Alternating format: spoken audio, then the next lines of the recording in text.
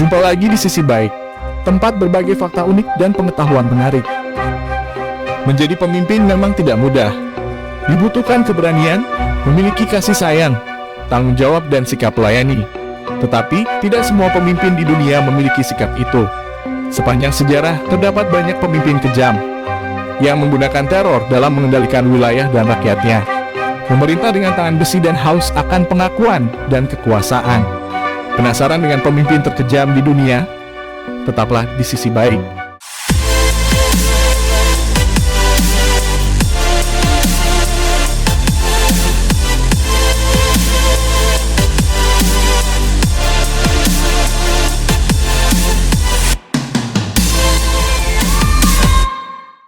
Elizabeth Bathory, 1560-1610. Elizabeth Bathory lahir di Hungaria 7 Agustus 1560. Elizabeth Bathory adalah Countess Hungaria dari keluarga Bathory, keluarga bangsawan terkaya dan terpandang. Ia menikah di usia 15 tahun dengan French Nadas, yang lebih sering bertempur di medan perang, sehingga dijuluki Black Hero of Hungary dan membuat Elizabeth merasa kesepian. Sehingga dia memiliki banyak kekasih gelap. Bahkan Elizabeth menjadi biseksual karena dia juga berhubungan intim dengan bibinya. Dengan sisi gelap keluarganya, tidak mengherankan jika Elizabeth mulai mengenal ajaran Satanisme. Saat memasuki usia 40 tahun, Elizabeth mulai merasakan tanda penuaan pada wajahnya. Sebuah hal yang wajar, tetapi Elizabeth tidak ingin kecantikannya hilang. Elizabeth langsung meminta pelayan kepercayaannya untuk melepaskan semua pakaian seorang gadis pelayan, mengikatnya di atas bak mandi, lalu memotong urat nadinya. Gadis pelayan itu pun meninggal kehabisan darah, tetapi Elizabeth menikmatinya. Dia langsung berendam di dalam bak mandi berisi darah sang perawan itu.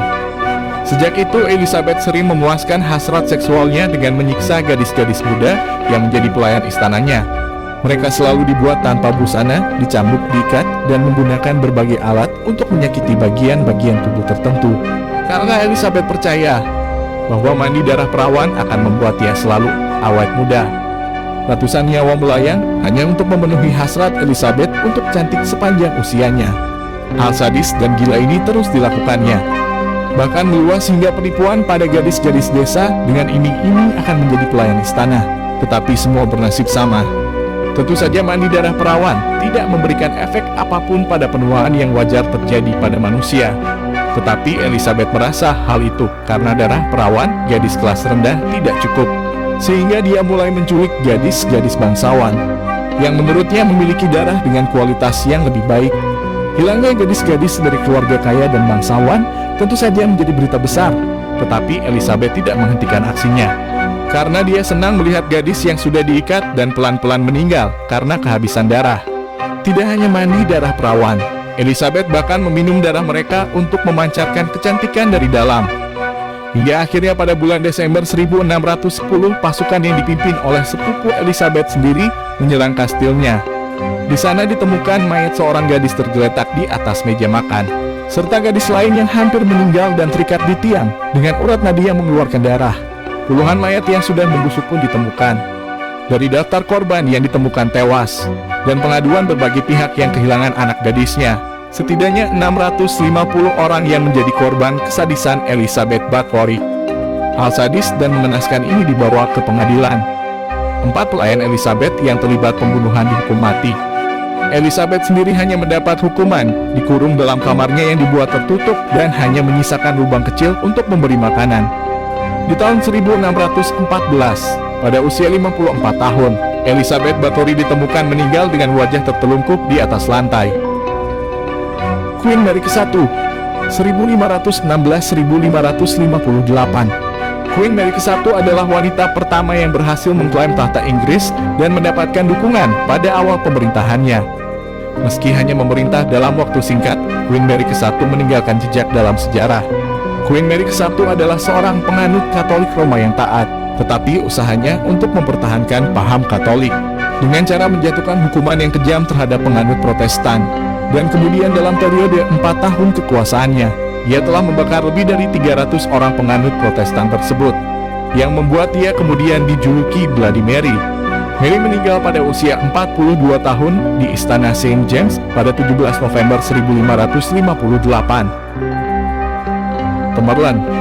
1370-1405. Tamerlan dilahirkan di dekat Kesk, sekarang Uzbekistan, pada 1336. Ia berasal dari suku Barula yang merupakan campuran antara keturunan Turki dan Mongolia. Sekitar tahun 1375, Tamerlan melakukan serangkaian perang spektakuler yang membuat dirinya dikenal sebagai penakluk terbesar pada masanya, terutama di Rusia Selatan dan Persia. Tamerlan merupakan seorang pemimpin kejam. Dikabarkan, setiap kali dia menaklukkan sebuah kota, maka setelah itu akan ada menara-menara yang disusun dari ribuan kepala pasukan musuh yang dibantainya. Bangunan-bangunan di bumi hanguskan. Tidak akan ada yang tersisa selain puing-puing dan mayat-mayat tanpa kepala.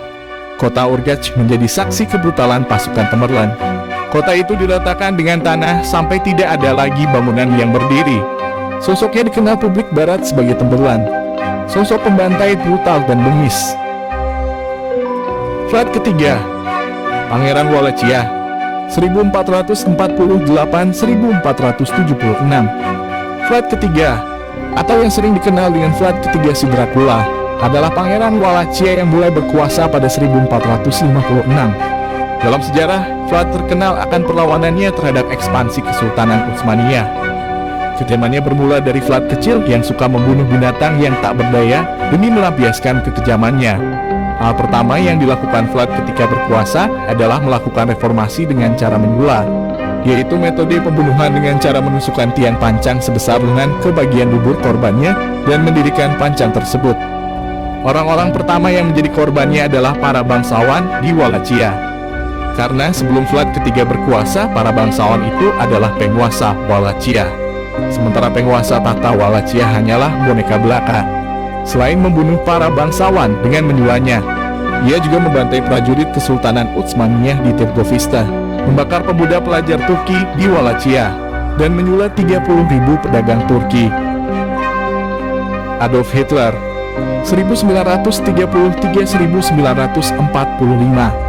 Pria dengan ciri kumisnya ini diingat sebagai orang yang tega membunuh jutaan orang Yahudi. Dia dikenal sebagai sosok yang percaya teori eugenetika yang merujuk pada perbaikan ras manusia dengan memperbanyak orang sehat serta membuang orang-orang yang berpenyakit dan cacat. Pada tahun 1933, Hitler menjadi kanselir Jerman. Saat berkuasa, dia menggabungkan jabatan kanselir dan presiden menjadi Führer. Dia pun menjadikan Nazi sebagai partai tunggal di Jerman. Hitler tak segan membunuh semua penentangnya di partai Nazi pada Juni 1934. Peristiwa itu dikenal sebagai Nacht der Langen Messer alias Malam Pisau Panjang. Komunisme dan Yahudi dituding Hitler sebagai pihak di balik memburuknya situasi ekonomi. Atas dendam pada orang-orang komunis dan Yahudi, Hitler menyerang dan membunuh mereka. Secara terbuka, dia mengumumkan untuk membunuh orang Yahudi yang ada di dunia. Ia bahkan membangun kamp-kamp besar yang dilengkapi kamar gas untuk orang Yahudi. Hanya beberapa tahun, sekitar 6 juta orang Yahudi tewas di kamp tersebut. Benito Mussolini, 1922-1943. Benito Mussolini merupakan sahabat Adolf Hitler. Sikap Benito Mussolini pun tak jauh dari Adolf Hitler, yaitu arogan, kejam, dan jahat. Tak hanya itu, dia juga dikenal sebagai orang yang suka memaksakan kehendak. Pada Maret 1919, Benito Mussolini menjadikan fasisme sebagai suatu gerakan politik. Dia membentuk kelompok untuk bertempur, yang dikenal sebagai baju hitam, yang merupakan kumpulan penjahat, kriminal, dan preman, yang bertindak sebagai tukang pukul para cukom. Mussolini meyakini manusia yang tidak berkualitas harus dimusnahkan. Hal tersebut yang menyebabkan keputusannya di balik invasi Ethiopia. Ia percaya ras unggul seperti Italia sudah seharusnya memerintah karena merupakan akibat alami dari evolusi. Sebanyak 30.000 orang Ethiopia tewas dalam invasi tersebut.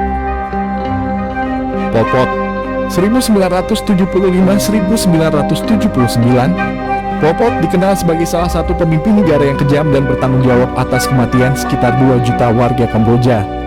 Pol Pot atau Salot Sar lahir pada 19 Mei 1928 di Prexboeuf, Indochina, Prancis. Ia berhasil menjatuhkan kekuasaan Pangeran Sihanouk dan Jenderal Lon Nol dalam aksi Khmer Merah pada April 1975. Pol Pot tak segan membunuh siapapun yang berseberangan dengan ide dan langkah politiknya. Para intelektual dan biksu disiksa dan dibunuh karena dianggap tak sejalan dengan doktrinnya. Cara mengeksekusi lawannya pun dikenal begitu kejam. Pacul dan kantong plastik untuk membekap kepala lawan menjadi alat eksekusi Pol Pot. Pada tanggal 17 April 1975, pasukan Khmer Merah yang dipimpin oleh Pol Pot memasuki Phnom Penh, ibu kota Kamboja. Termotivasi oleh teori kemarahan kelas dan keinginan fanatik untuk menghapus sisa-sisa budaya perkotaan, Pol Pot melakukan genosida. Dalam semangat pembasmian itu, sejumlah demografi masyarakat Kamboja ditargetkan. Kelompok-kelompok tertentu, seperti etnis Cina dan Vietnam, Kristen Kamboja, dan Muslim Kamboja juga dibasmi. Begitu juga orang-orang yang berkacamata, memakai jam tangan, dan berbicara dalam bahasa asing. Karena komunis radikal tidak menyukai konsep agama, dari 66.000 biksu yang ada, 25.000 diantaranya dieksekusi, dan yang lainnya dimasukkan ke kamp kerja paksa. Para korban kemudian dikubur secara massal di wilayah Chongqing, sehingga tempat itu pun diberi nama Killing Field. Sampai jumpa di video selanjutnya. Bagi yang belum subscribe, tekan tombol subscribe dan lonceng notifikasi agar tidak ketinggalan video selanjutnya. Like dan komen juga ya. Tetaplah di sisi baik dalam menjalani kehidupan.